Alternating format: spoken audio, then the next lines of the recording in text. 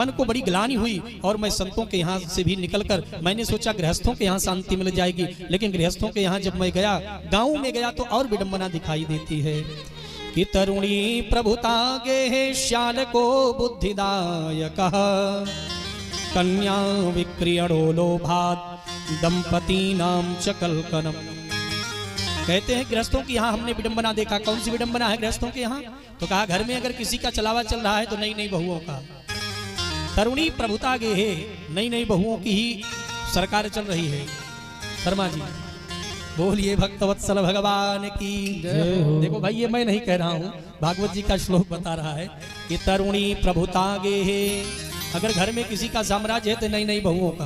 और माता पिता की सेवा कब तक? बोले बूढ़े माता पिता की सेवा तभी तक जब तक वो तिजोरी वाली चाबी है माता पिता के हाथ तब तक।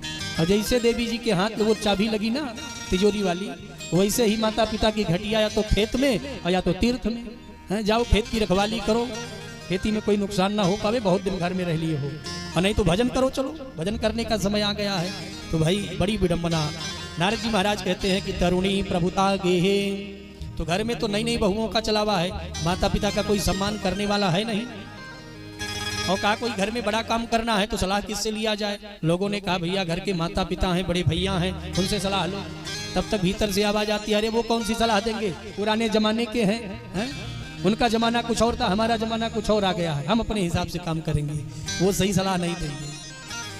और फिर देवी जी भीतर से बोलती है देखो भाई अगर कोई काम करना है तो अपने भैया से बिल्कुल सलाह मत लेना, क्योंकि अभी 1 साल पहले ही बंटवारे को लेकर विवाद हुआ था, मुकदमा आज भी चल रहा है। तो बड़े भैया से तो सलाह लेने लायक है नहीं, माता पिता तो पुराने जमाने के हो गए, अब फिर किससे सलाह लिया जाए? तो देवी जी कहती है रुको भाई अभी हम अपने भैया को फोन लगाते हैं। अब हमारे भैया आवेंगे, जो कहेंगे बिल्कुल सही कहेंगे, वही हमको करना है। तो कहने का मतलब श्याल को बुद्धिदायक। नारद जी महाराज कहते हैं कि घर में लोग अपने बड़ों का अनादर कर रहे हैं और ससुराल से साले साहब को बुला करके सलाह ले रहे हैं। श्याल को बुद्धिदायक, साले सलाहकार हो गए हैं। किसी ने कहा अगर साले साहब पढ़े लिखे हैं तो भाई उनसे सलाह लेना ही चाहिए, कोई बहुत बुरी बात तो है नहीं। तो संत और शास्त्रकार कहते हैं कि जिस घर में साले सलाहकार हो जाते हैं तो वो घर घर नहीं होता है। हमारे ब्रज की कहावत है कि दीवार बिगाड़े आरू, अर्थात दीवार में बहुत सारी अलमारियां अगर निकाली जाएं तो दीवार कमजोर हो जाती है। तो दीवार बिगाड़े आरो और घर बिगाड़े।